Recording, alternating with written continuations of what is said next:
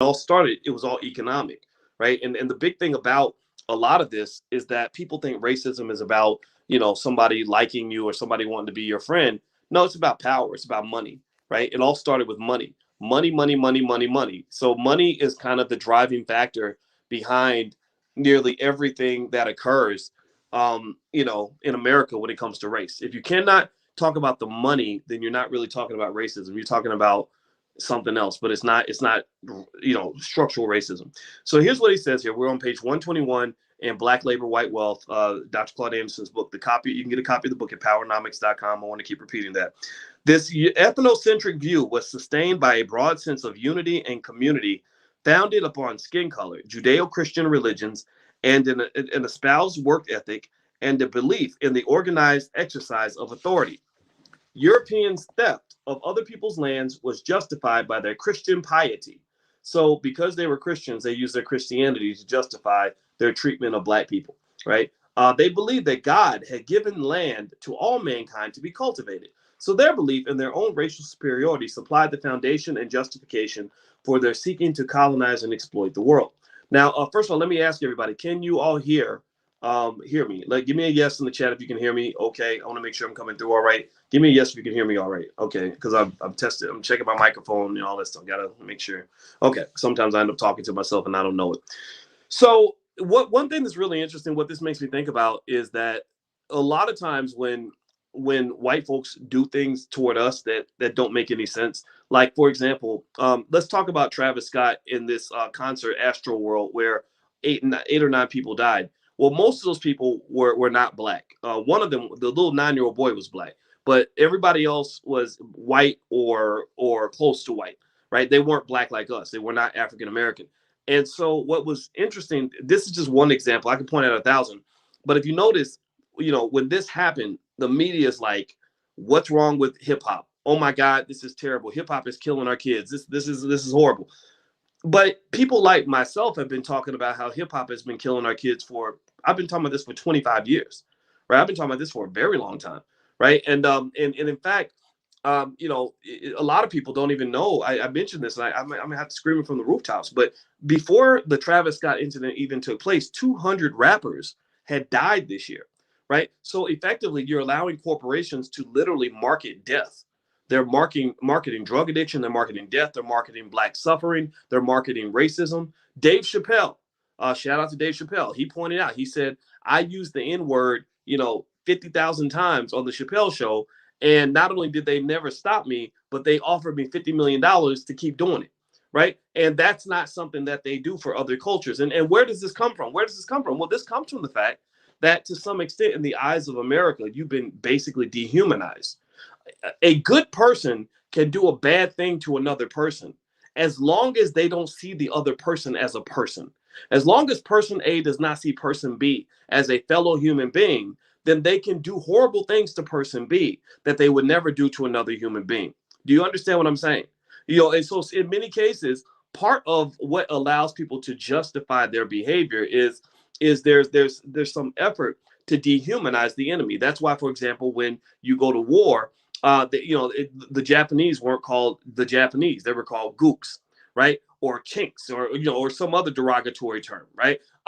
If you I remember there was a guy who what did he say? He went to Vietnam and he landed in Vietnam in the middle of the jungle, and he was in a firefight and he had to kill a guy from the Viet Cong, and he said, I felt terrible. He said, I couldn't believe I killed another human being. And he said, at that moment, I swore to myself that I would never kill another person as long as I was in Vietnam. He said, but I'm going to kill as many gooks as I possibly can. Right. So in a way, with Black people, part of the reason that the world is not sensitive to the things your community goes through is because you're not seen equivalent to other human beings. Right. And a lot of this started hundreds of years ago. And this is what allowed people to not feel like they're being hypocritical if you're this good Christian, but yet you've got 50 slaves. If somebody says, well, these people are ignorant and you're actually helping them by enslaving them because they can't survive on their own. Well, then there are people that would say, okay, yeah, you're right. I'm actually helping these people by making them my slaves. And so anyway, let me keep going. We can talk more about that. because a lot of that happens with your so-called allies. You know, a lot of the Democratic Party allies feel that they're helping you by making you more like them. When really your goal, in my view, black sovereignty means your goal is to be more like yourself. Whatever God meant for you to be, that's what you're supposed to be, not what they tell you you're supposed to be. So you're not helping me by telling me what to become. So here we go. It says, throughout the 1700s, European nations competed for the control of territory and resources in the New World and exercised varying degrees of harshness toward the local inhabitants. As European settlers established colonial governments to supervise the displacement of wealth from the oppressed countries to the mother countries in Europe, the welfare of the exploited was of secondary importance. The calculating cruelty of colonization in Sir William Blackstone's statement that, quote, the king can do no wrong, was a necessary and fundamental principle of the English Constitution. This political phrase clearly indicated the way Europeans felt about their role in exploiting slaves and Indians in the new land. So the king can do no wrong, colonization, England's driving this. England has decided that black people are inferior. We can do whatever we want to them, and we don't have to feel guilty about it because the king can do no wrong. So you fast forward, 400, 500 years later, there's a black lady named Meghan Markle who marries the son of the king, or whatever, or the son of the queen. I don't understand how that British royalty works. And everybody's excited because we feel like Meghan Markle had a come up, right? We feel like that's an upgrade. When really there were people who were a little more conscious who said there's nothing pride to be proud of, to be a part of the royal family that has built so much wealth from the mass exploitation and harm of black people all around the world, right? They were the originators of much of the suffering that exists in America and around the world to this day. And they ain't giving that money back because the king can do no wrong and neither can the queen, right? That's the mindset. That's why she's got all the jewels and everything. And she is the largest landowner on earth. I think the Queen of England owns 6 billion acres of land. So how about we go and take all her land and just distribute that land, right? That would instantly be a nice reparations package, but no one's really conscious. Few people are conscious enough to understand, I guess, that dynamic. So anyway, let me keep going. The English also buttressed their religious justification for colonization with a legal system based on the concepts of individual and private property rights. In response to criticism of English colonization, an unknown Englishman wrote in 1622 that it is, quote, unlawful to take a land which none useth and make use of. Okay. This Englishman undoubtedly was referring to an old English legal concept, the right of discovery, which was in part based upon European legal doctrines, racial arrogance, and military superiority. It gave white European colonists the right to practice finders keepers with any land or resources that they discovered, end quote. With the cultural and legal backing of the right of discovery, European whites believed they had a license to steal. So I guess what he's saying is that it's like somebody coming in your house and they discover stuff that's in your house. Like I discovered food in your refrigerator, so that's my food. I discovered a couch over here that nobody wants. No human being has claimed this couch, so I'm just going to take it for myself. And that's kind of what happened. They came to America and discovered all this land that was already occupied, and you kind of know how the game works. So in his book, A People's History of the United States, Howard Zinn expanded on the way white settlers felt about their claims to the rights of discovery. Zinn wrote, the governor of Massachusetts Bay Colony, John Winthrop, created the excuse to take Indian land by declaring the area legally a vacuum. The Indians had not subdued the land and therefore had only a natural right to it, but not a civil right. A natural right did not have legal standing. You know what makes me think about actually is I was talking to a guy today, a brother named Chris Senegal, who's doing an amazing real estate project out of Houston. And I really like Chris a lot. He's a really smart guy. He works with a lot of other great real estate leaders in our community, like Julian Gordon, Jay Morrison, and some others. And Chris was talking about gentrification. And we started to really talking about how, we were sitting on this land in the hood. And you had white flight where white people left the hood. And then suddenly you had the inner cities kind of torn apart for a long time. But it was good property. It would be right next to the water or right in the middle of downtown. But white people were scared to live there and black people were there, but we didn't own it. So then white people discovered that land, right? They rediscovered it and said, oh, wait, this place is right next to the water. I could build, condos here and rent them out for, $5,000 a month. So they came back and rediscovered land that we were already on and displaced us again. Right? Just similar to what they did with the Native Americans. Now, on one hand, obviously that's pretty treacherous shit. Like that's not cool, right? But at the same time, there is a point to be made to say that, when we were sitting on that land that nobody wanted, this so-called garbage land, we could have owned that, right? Now pay attention. Now, what was going on during this time, that 30, 40 years when white people did not want to live in the hood? What were we doing with the hood? Well, you had people that were living in the hood that were, whatever little money they were making, they were spending on whatever they were spending on, but they weren't buying property.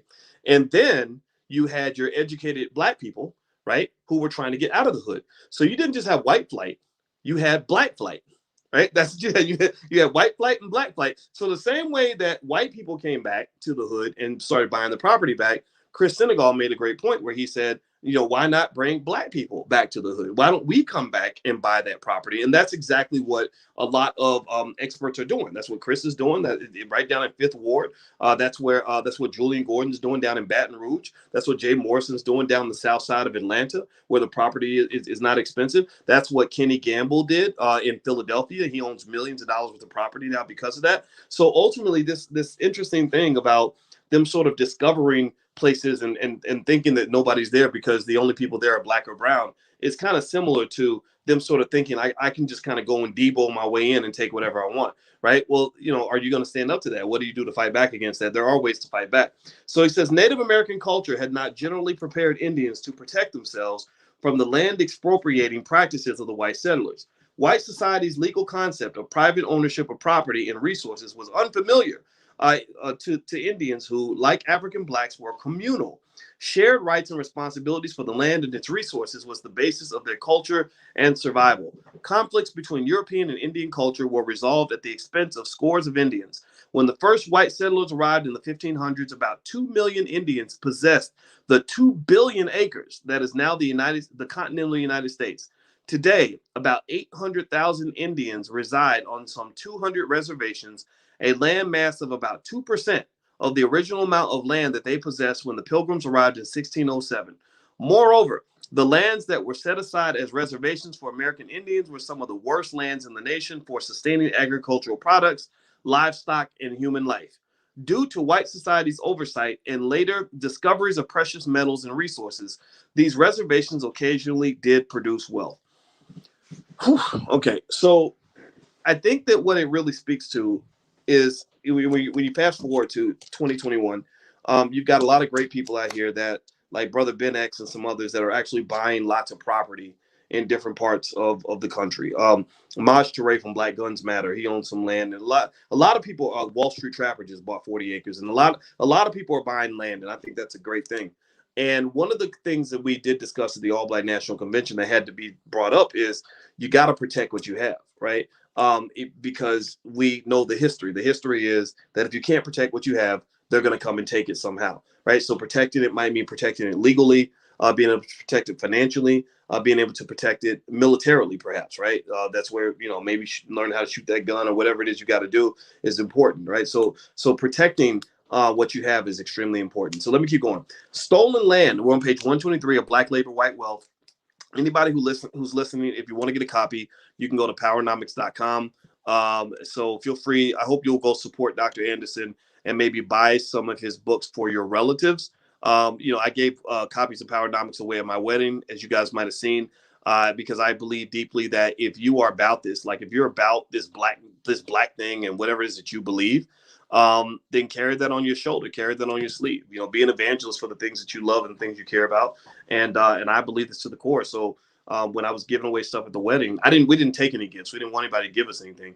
I was like, I want to give them something. And what represents me? Well, Powernomics does, right? So I hope you'll consider going to powernomics.com and, buying some stuff from Dr. Anderson's site to support him and his family and his institute. And then also supporting your family by saying, here, put a little bow on it, give it to all your relatives, give it to the kids down the street. And then if you really want to be ambitious, get your family together once a week and maybe read some of the book together. Make it like a family thing, like a fireside chat kind of thing, like what we're doing right now. You could get on a Zoom and do exactly what we're doing right now. I'm just doing it with a few hundred people, but you could do it with the people in your family. I'm just giving you some ideas, and I want to encourage you to be proactive about what you believe in. All right. So next, he says land ownership was second only to slave labor as a source of white wealth and power in America. Without the approval of the Indians, the London Company, an officially chartered immigration agency, sought to lure immigrants to America by substituting land grants of 100 acres to each colonial settler in lieu of the potential gold dividends.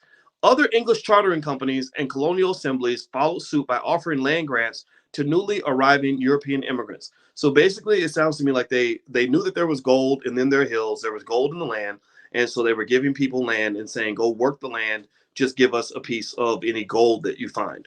The practice of awarding land to the head of each established household was effectively used to entice European immigrants to America. So they came here for free land. These land awards represented windfall wealth that ensured economic opportunity and provided them with the basic tool for earning a living. It also generated a sense of togetherness among European immigrants in a new land. The typical colonial family only needed 2 acres of land per capita to produce sufficient food to survive, says Stanley Lebergott in his book, The Americans, the Economic Road. Lebergott further stated that, quote, the greed of the European immigrants changed the use of Indian land from limited substance to widespread cash crop farming, from religious inspiration to land speculation for capital gains. So when the reason it's important to understand how all this land was given away is this. Let me ask y'all a question. Is the earth any smaller than it was, in 1705? Is the earth bigger, smaller, or the same size? Is there more land, less land, or the same amount of land? So it's same. It's the same, right? Type same in the chat. So the same amount of land that they were giving away 400 or 500 years ago, well, you can go find that land right now. That land is still out there, right? And so when you're talking about something like reparations or whatever the case may be, why don't we go back and look at some of these 100-acre land grants, which is absolutely ridiculous. I mean, do you know how much 100 acres is? That's massive, right? And why not break that off, break some of those pieces off to give that to Black people? We worked the land, we built the country, we built the wealth. So if you're talking about a reparations deal, it starts with redistributing the land. Why do you own all the damn land? We should have some of that land too. So let me keep going. The land grants to assist colonial settlers served as one of the earliest forms of affirmative action in America. The grants gave immigrants a basic level of wealth which they could leverage to purchase additional acreage, household farming equipment, or bring Black labor onto the land. This whites-only affirmative action program allowed 3/4 of America's colonial families to own their own farms. So this affirmative action program meant that they were given the highway to wealth. The highway to wealth is accumulation, asset accumulation, which therefore allows you to leverage that into other opportunities. So if I own a house and that's my asset, I can borrow against that asset to go start a business. I can borrow against that asset to go buy some stock, right? I can borrow against that asset to go buy some more land. Do you understand? So a lot of times that financial slingshot, if you will, of having some sort of financial asset. That's why I tell you guys, don't throw your kids out here without a slingshot. Get them those shares of stock. Maybe leave them some land if you can. Give them something, right? That slingshot is everything. That's how the rich get richer and the poor get poor. And so a lot of people stay poor and they struggle. Even college graduates in many cases struggle because nobody ever gave them a financial slingshot. They didn't have anything that they could lean on that gave them financial security or access to significant economic opportunity. One lady was on my Instagram. She made a comment where she said that she spent 4 years at a HBCU learning land cultivation and all these other things. And she said that because my student loans are so high, I can't even afford to buy any land anyway. So I have all this skill. I don't have anything I can do with it. All right. So let me keep going. The land grants to assist colonial settlers served as the earliest forms of affirmative action. Land grants alone were not the only government-backed benefit to white settlers. After all, a new nation of aristocrats with a privileged class could not be built on the basis of land ownership. Without an available pool of labor, land had little value. So this is where the Black people come in, right? You need, you have land. Well, somebody's got to work that land. Somebody's got to clear the land. Somebody's got to, if you're building property on the land, you're going to use it to farm on the land. You need people that are going to work that asset. Well, that's where you came in. You work the asset. Your labor formed the foundation of America's massive, massive wealth. So without an available pool of labor, the land had little value. It had to be cleared and brought to production. To achieve a maximum return from the land, the white settlers needed two things: cash crops and goods for European and local markets, as well as a well-disciplined, available, non-compensated, and permanent labor supply. Let me repeat that. A well-disciplined, available, non-compensated, permanent labor supply. The free white labor force would not satisfy these criteria because it was scarce and expensive. White people weren't going to do this work. Few European immigrants were willing to till the soil for another free or cheap land, for another when free or cheap land was available to any white who wanted to homestead. So they were basically saying, look, if they're giving away land and I can go have my own farm, why am I going to work on your farm? Right? So that was the problem. So they said if European serfdom had taught the pilgrims anything, it had taught them that it was essential to own one's own land and strictly avoid being bound to another's land. Shortly before the Revolutionary War, wealth had accumulated in the colonies, and the settlers were some of the richest people in the world. Less than 2% of the American immigrant population has zero or negative net worth. Wow, less than 2%. Okay. England's tariffs and economic acts that sought to redistribute the colonies' wealth to the mother country triggered a backlash of independence. After the war, the new congressional government established its own devices for transferring wealth to preferential groups. Westward expansion added new wealth building opportunities through land and slave ownership. The Northwest Ordinance of 1787 opened this new territory for homesteading. The government sold the land at public auction for $1 per acre. To ensure that the land would not end up in the wrong hands, Congress in 1790 passed the first national naturalization law, which specified that America would open its doors to white immigrants only. This is that systematic racism thing that we talk about, right? Let me keep going. Let me get back here. Local governments enacted anti-mobility and anti-contracting laws that forbade blacks to either own or even set foot onto land in the new territory. Thus, government land policies had a double benefit for whites. It gave them an opportunity to gain land, and it laid the foundation for a permanent wealth gap between them and the blacks. That right there, what I just read to you in that paragraph or two, explains at least about $2 or $3 trillion that they owe your black ass. They owe your black butt at least $2 or $3 trillion just for that paragraph alone. Just for the fact that pay attention now. When you really talk about systematic racism, and if you ever hear anybody talk about racism and they start talking about stupid stuff like a white lady cut in line in front of me at the grocery store, or some toothless hillbilly called me the N-word, please correct them. Please forgive them, for they know not what they do. Because that ain't racism. Racism is when you have systematic laws and applications of processes, a code of behavior that separates black people from white people. So here what they're saying is that in these laws, they set laws that basically put black people in the trap. You know, we love to rap about the trap. We like to brag about the trap, right? Rappers like to talk about the trap. Well, this is where the trap comes from. They put them in the trap where they said, okay, we got a problem. When we give land to white people, they don't want to work for other white people. They don't want to work. Nobody, they know freedom, so they don't want to be slaves. So we've got to create a situation where black people have to come work for us. So they said, number one, we're going to make sure that they never have any land. And then number two, we're going to make sure that they stay where they belong. We're going to keep them where they are so they can't go into certain territories. They can't go expand and find other opportunities. So we talk about inalienable rights. I talked to my daughter about this: life, liberty, and the pursuit of happiness. They gave black people life. Black people were not given liberty, and they were not given the ability to pursue happiness because they literally set laws that forbade them from going into certain territories to look for opportunities. So they created, as Bernard says, a red line, which basically says that, like, look, we're gonna create the trap, and we're gonna keep you in the trap. And when you're in the trap, you're gonna come work for us. We will be your Lord and Savior. We are your only opportunity to provide for yourself, right? And it was even worse than that, right? Because we were forced into slavery, right? It wasn't like they offered us a job. So here we go. So it says slaves forced France to sell the Louisiana Territory, and he puts the word "sell" in quotations. This is page 125 in Black Labor, White Wealth by Dr. Claud Anderson. You can get a copy at powernomics.com. I want to make sure I mention that to everybody listening. In 1802, just as America was on the verge of being squeezed out of the international cotton market, black slave insurrections in the Caribbean islands gave America a land windfall. Slaves successfully revolted against their French oppressors. A self-taught Haitian named Toussaint Louverture led a slave revolt with the help of yellow fever, defeated a 20,000 strong French army.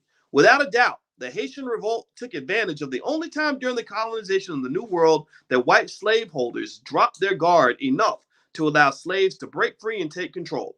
Napoleon sent a French military expeditionary force to recapture Haiti, but the French troops were beaten, thereby forcing France to sign a peace treaty granting the slaves their freedom and Haiti its independence. The broader international white community operated from a policy that, quote, a threat to black slavery anywhere is a threat to black slavery everywhere. But neither the United States nor any other country bothered to assist France. France's defeat at the hands of the slave army destroyed Napoleon's dream of building a French settlement at the mouth of the Mississippi River at the current site of the city of New Orleans and set the stage for the United States to purchase the Louisiana Territory for a mere $15 million, less than 5 cents per acre. The purchase of the Louisiana Territory, which extended from the Mississippi River to the Pacific Ocean, doubled the size of the United States. Ironically, the Haitian Revolution provided additional land for raising cotton, which justified the expansion of black slavery. Shortly thereafter, old planters and new immigrants joined the land rush to acquire huge tracts of the new free land. They echoed the national slogan for pursuing wealth, quote, open more land and buy more Negroes. So that's your formula for wealth. That's like a Tony Robbins seminar or something, right? The formula for wealth: own more land, buy more Negroes. That's literally what the formula was. So if the slogan for building wealth in America, making America the richest country in the world was buy more land, own more Negroes, and you are the descendants of the Negroes who were owned, somebody please explain to me why in the world somebody wouldn't clearly understand why you deserve reparations from anybody that considers themselves to be your allies. Seriously, it's very, very clear. All right. Buy more land, own more Negroes. Wow. All right. So let's keep going. European whites were given ownership to the land, and black slaves were given the obligation of picking the cotton for the next 150 years. So it looks like the Haitian Revolution opened up the opportunity to purchase the Louisiana Territory for a very cheap price, which unfortunately expanded slavery because there was a lot of cotton to be picked, and they weren't going to pick it, so they had you pick it, or they had your people pick it. So next chapter, Spain follows France's lead and quote unquote sells Florida. During the early 1800s, Florida was the only part of southeastern North America that did not belong to the United States. Though the U.S. government had made numerous offers, Spain refused to sell Florida. As Spanish territory and not a part of the United States, Florida was a natural attraction for displaced Indians and runaway slaves. So a lot of slaves ran away to Florida because Florida wasn't a part of the United States. Escaped slaves took refuge in Florida, established geopolitical relations with the Indians. Slaves and their mulatto offspring were often given high village positions as chiefs, interpreters, military advisors, and scouts, all of which aroused Southern white slaveholders who saw this as a lure to slaves seeking freedom. White planters and slaveholders encouraged General Andrew Jackson, who was noted for grabbing Indian land for his friends and personal ownership, to use his military forces to remove from Florida the Indians and escaped slaves. General Jackson complied, publicly arguing that Florida was a sanctuary for escaped slaves and marauding Indians who presented a menace to white society. Florida, according to Jackson, was essential to the defense of the United States. In 1814, having established his public premise for taking military troops into the Spanish territory, Jackson intentionally triggered the first of 3 Seminole Wars. Jackson also burned Indian villages, seized Spanish forts, and blew up Fort Negro on the Chattahoochee River in North Florida, killing more than 200 women and children. His military incursions into Florida created a political problem for Spain, which in 1819 agreed to give Florida to the United States in 1821. In appreciation, a grateful U.S. government appointed Jackson Florida's first governor. Jackson assumed the governorship, then reverted back to his earlier practice of making money for himself and his friends by expropriating Indian land and black labor. He advised his friends to purchase Florida land and black slaves before the prices rose. An Indian treaty was signed in 1819, and most of the Indians and free blacks were forced out of Florida. Jackson kept his promise to make free or cheap land available in Florida for cotton and sugar production. But some defiant Indians and black slaves dismissed the treaty and continued to fight for their land ownership right for another 20 years. The Third Seminole War ended in the 1840s when Osceola, the Seminole chief, died in captivity, and John Horse, the highest ranking black Indian leader, after nearly 50 years of battles, ceased fighting without ever having been defeated or captured. When finally concluded, the Seminole Wars had cost the U.S. government 1,500 soldiers and $20 million in military expenditures. In 1970, the U.S. Indian Claims Commission awarded more than $12 million in land reparations to the remainder of the Florida Seminole tribe. The government also offered an apology. Notably, however, the contributions made by Black Floridian ancestors were left out of the history books, and their offspring were left out of the apology, as well as the reparations. Blacks have yet to receive any monetary reparations or historical recognition for their role in bringing Florida into the Union. So there's your real Black history. They did not teach that to you in school because they don't want you to know these things. So that's why, we got to educate our own people. All right, let me keep going. That paragraph just made me sad, so I don't have anything to say about it. It just makes me sad. Blacks, cotton, and the annexation of the Southwest. The United States went to war with Mexico in 1846, largely to satisfy slaveholders' interest in acquiring the fertile Texas plains for raising cotton. Mexican authorities offered a limited amount of free land to groups of white land squatters, but were not willing to sell land to cotton planters. By the 1830s, more than 20,000 whites had moved into the Texas territory with more than 2,000 black slaves. Mexican authorities outlawed slavery, but white slaveholders evaded the law by quote-unquote freeing their slaves, then forcing them to sign lifetime contracts as indentured servants. So they freed them, but they kept them locked up on a technicality. Does that sound familiar to you? Does that sound like any institution that exists in America today, where you're technically free, but you're really not because you have no freedom to do what you want to do, right? So I think about it. What does it sound like to you? I don't know. The prison system, right? The prison system, it's not a coincidence that the states that have the most black slaves also have the most black prison inmates. If you go down south to Alabama, Louisiana, and Texas, that's where you find the most black slaves. Well, those also are the places where you have, that's where you find the most black inmates, which is also the place where you have the most black slaves. So slavery is not over. I mean, I hope you understand. Slavery is not over, y'all. It's just under another banner, right? And then on top of that, you have capitalism itself, which can become a form of slavery. This is why I've told you guys about freeing your children. When you raise them to believe that the only way to survive is to go get a job working for a white man, then you're signing your child up for slavery, especially when they have no assets. The assets free them. The assets liberate them and give them options. Pay attention now. Remember, back 500 years ago, 400 years ago, the reason white people could not get European settlers to come work for them was because they all got free land. So they said, in order to get them to work for us, we got to put them in the trap. So we take away their options, just like an abusive spouse. Abusers do this, right? They take away all your options. So you got to keep coming back to them, right? So they said, we're going to make sure the blacks can't get the free land and that they have limited mobility. So they have to come and work for us. Well, the same thing is true when you talk about the capitalist system. When you don't have any assets of your own, when your children have no assets, then they have no ability to walk away from the job. So the boss says, well, you can do whatever you want to do, but they still have to keep turning to white society in order to feed themselves because they don't have any other options. So freedom and options are very connected. So make sure that you give your children financial security so they have freedom and options and they can do what they want to do. All right, so let me keep going. What page are we on? We're on page 126. Or actually 127. 127 of Black Labor, White Wealth. You can get a copy at powernomics.com. All right, so let's see here. Blacks, cotton, and the annexation of the Southwest. Let's see here. The United States went to war with Mexico. Okay, Mexican authorities outlawed slavery, but white slaveholders evaded the law by freeing the slaves and forcing them to sign lifetime contracts. We mentioned that. The Mexican government responded by seeking to block any further white immigration into the territory. The 20,000 whites already in the territory responded by declaring squatters' rights on Mexican land, then publicly declared such lands to be free and independent from Mexico. Wow, white people, they're pretty determined here. Large Mexican armies attacked the American planters at the Alamo to recover Mexico's land.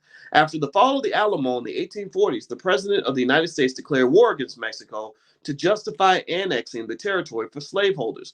Stanley Lebergott The writer quoted President Tyler, who said, "The war with Mexico gave the United States a monopoly of the cotton plant and thus secured to us a power of boundless extent in the affairs of the world. The monopoly was the great and important concern. It places all other nations at our feet. An embargo on cotton exportation during a single year produced in Europe a greater amount of suffering than a 50-year war." So it was all about that cotton. And who was picking the cotton? Y'all answer me in the chat. So America's economic dominance and political dominance was driven by its massive control of cotton. Who was picking the cotton? Answer me in the chat so we can know that we all paying attention here. And that this is why you deserve your reparations. Let's keep going. The U.S. won the brief war, and Texas entered the Union as a slave state. Abolitionist William Lloyd Garrison called the war an invasion, waged solely for the desperate, despicable, and horrible purpose of extending and perpetuating American slavery. On January 21st, 1848, Frederick Douglass, a former slave, wrote about the war in his Rochester newspaper, the North Star. He said, quote, "Mexico seems a doomed victim to Anglo-Saxon love of dominion of land." And what I'm really kind of gathering from this is if you look at this and try to look at this as objectively as you can without necessarily just our natural emotionality, which we're all going to be emotional about this, and I think we should be to a point, but I want you to kind of also pay attention to the writing on the wall and what's going on here. If you notice, the white man in general, not every white man, but the white men in power, they tend to be very aggressive, right? Andrew Jackson didn't like what they were doing in Florida. He felt like Florida was a safe haven for runaway slaves. So he said, let's, load up the cavalry. Let's take our guns and let's go down there and take what's ours. Right. Texas, the settlers in Texas, the white settlers in Texas didn't like what the Mexican government wanted them to do. The Mexican government banned slavery. So they said, we're going to squat on this land, take it from us, make us move. Right. And then when they made them move, they went to the Alamo and they conquered the Alamo and they killed a bunch of white people. Well, the president of the United States said, okay, all right, well, you want to do that? Well, then we're going to ride on you tomorrow. We will be declaring war against Mexico and we're going to take your land. So I'm not here to justify any of that, right? I'm not here to say that that's good or that makes them good people. But I think that whether you're a good person or a bad person, I think you have to understand that you're dealing with bad people, right? So even if you are good people, you must understand how you must deal with bad people. You're dealing with people or a culture in the United States where those in power just tend to come and take what they want, right? And so you can complain about it, you can scream and holler and be sad about it, but then some would say that maybe you should just find a way to fight back, whatever that looks like, right? Hopefully it doesn't lead to bloodshed, but at the very least, fighting back in other ways is extremely important because they ain't gonna give you nothing. I think that's really what's interesting is how many black people really think that they're going to give us something. I don't see any indication in history to show that they like to give away shit. They don't give away anything, right? You got to take it, and they're not going to respect you unless you can come in there and take it, right? So I think the question is, are your kids prepared to defend it? Are they prepared to take what's theirs in an ethical way, right? I'm not advocating this sort of approach to everything, but I think just more lighthearted or less violent ways of thinking about what it means to take it. What does it mean to go and take something? Well, taking what's yours might mean when you show up to class, you're the best prepared student in the room, right? You're not there sort of whining and complaining about how hard it is or how racism kept you from being able to get the same books. You're just prepared, right? Taking it might mean that you stay ready.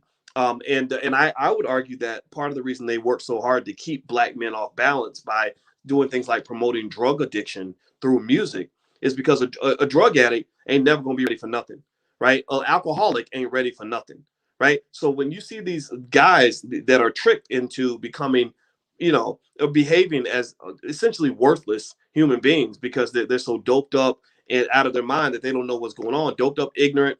Think about this. A man who's ignorant on drugs, on alcohol, who's financially irresponsible, who hasn't spent any time building or preparing, is basically defenseless. He's just like a little child. And so if I'm a conqueror and my goal is to conquer and to control another group of people, then I want to keep you as childlike as possible. So that's why in American media, there is a mass promotion of black men who are either posing as little girls, like if the gayer you are, the more feminine you are, the more they love you, they're little boys. They're very immature, childlike. That's why you got these 35-year-old teenagers that are heavily promoted through hip hop music. Hip hop has been used as a weapon of mass destruction against Black people. We know this, right? Or or maybe they're like just funny, like comedians and stuff, right? Those are the people that promote. They don't really promote the serious Black men who are talking serious stuff, like the Malcolm X types or somebody like a Dr. Claud Anderson. They do not want to hear from people like that, because those are the people who are prepared to go to battle with you, right? So ultimately, when I'm reading this, what I'm reading is just kind of this history of war, this history of people just aggressively saying, if you can't take and defend what's yours, I'm just going to come over and take it.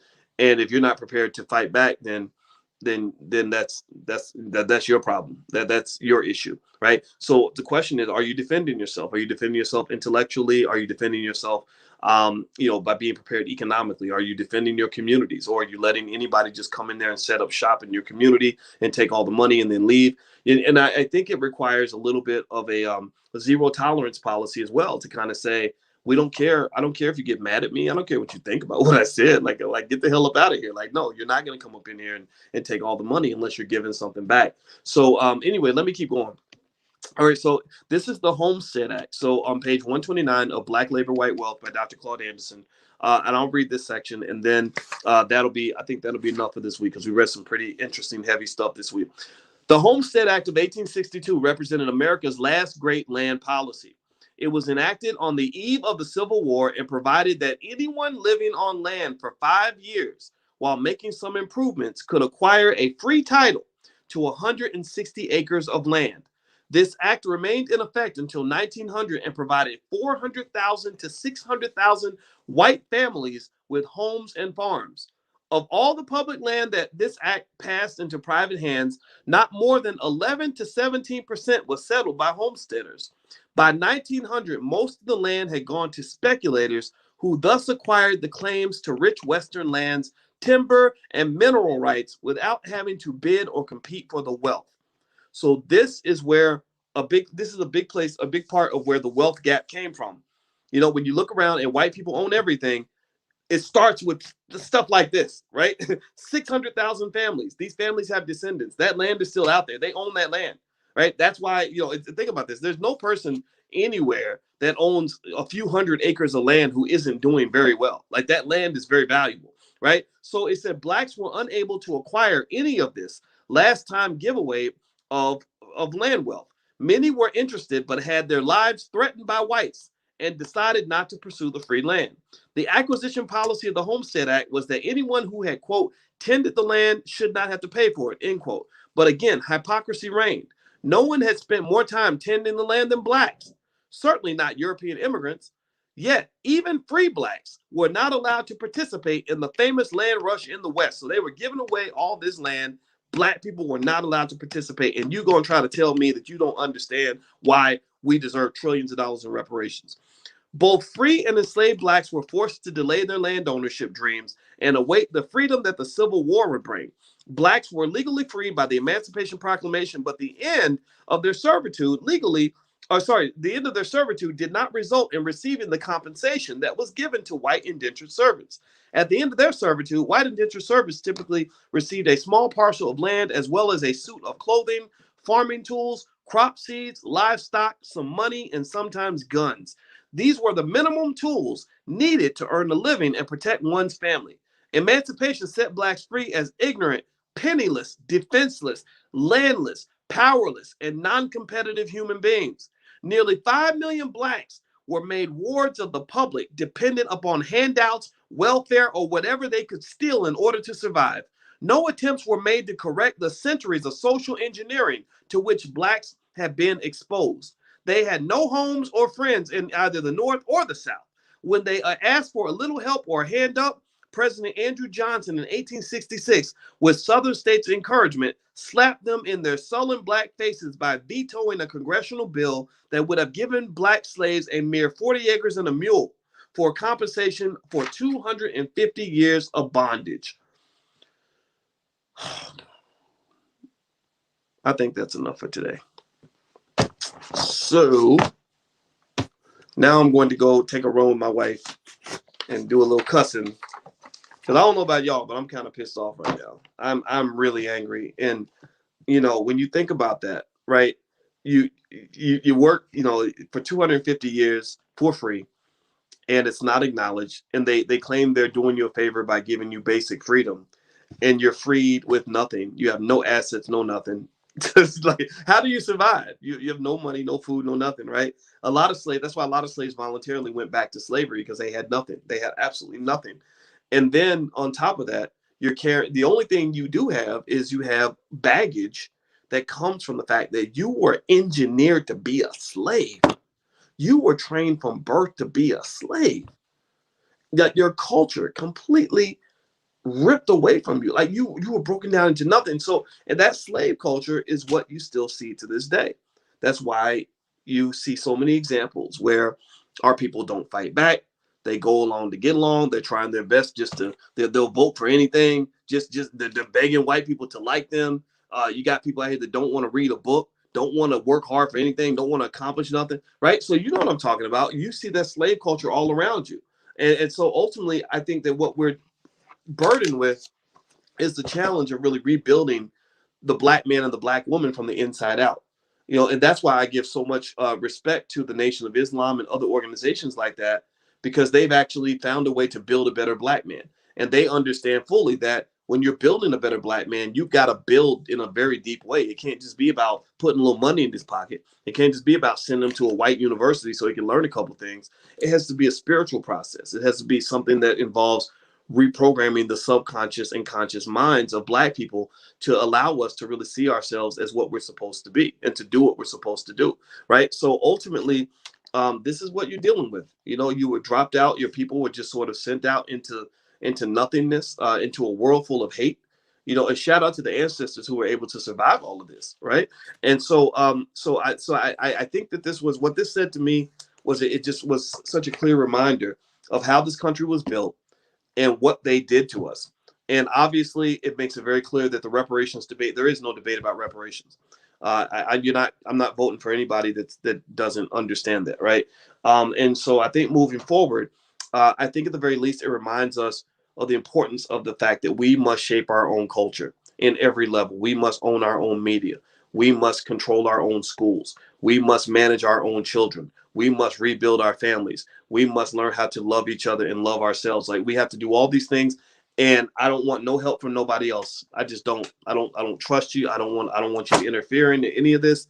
This is a black owned responsibility. We own this. This is ours. I believe we can solve this on our own, but we got to keep the outsiders from interfering with this until we repair ourselves. And then at that point, we can re-engage with the world, but we must re-engage in a very healthy and in a strong, stable way. Okay. You cannot integrate from a position of weakness. That's why integration failed, because you have a bunch of empty shell of a human being, broken down, busted down slaves, torn up self-esteem, tons of self-hatred, trying to integrate into a system where basically you're just going to get pimped, right? It's like a woman getting married when she has no self-esteem. Well, she's going to end up marrying a pimp who's going to beat her ass and take her money and mistreat her because she doesn't know any better, right? So that self-love piece is extremely important, and that's what we must focus on as a community. All right, so I'm going to go ahead and go and find my wife and go for a run, so I can kind of process some of what we went through tonight. Next Wednesday at 8:30 p.m. Eastern time, we will meet again for the book club. If you want to get recordings of all the lectures we've done to this point and you just signed up or you just came in, the book club meetings are live. If you come live, they're free. If you can't make it or you want the recordings of everything, go to drboycebookclub.com. That's drboycebookclub.com, and it's all right there. Again, also, to get a copy of Powernomics, you can go to powernomics.com. And I hope you'll go and support Dr. Anderson and buy some books for your relatives and stuff like that. Let's go make it rain on the Powernomics Corporation, and then make it rain on your family. You rain in knowledge on them, because we've got a job to do, and we need all hands on deck for this job.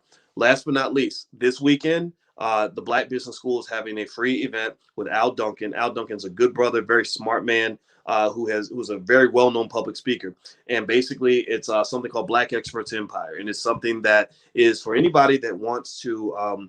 If you want to go and become a content creator, if you want to become a social media influencer, if you want to become a public speaker, if you want to become a consultant or a coach or anything like that, then this is the place to go. I'm going to be there. And I talk about content creation because I make a lot of content, and Al talks a lot about public speaking, and they have experts that cover all the gamut of all these issues. So if you're interested, you can go to blackexpertsunchained.com. That's Black Experts Unchained. Somebody type blackexpertsunchained.com in the chat, and that's where you can find it. And if you want to find the recordings of all these lectures, you can go to drboycebookclub.com, drboycebookclub.com. All right, guys, I'm out of here. It was great to see you. Love you very much, and I hope you all have a wonderful, wonderful night. See you tomorrow. Bye-bye.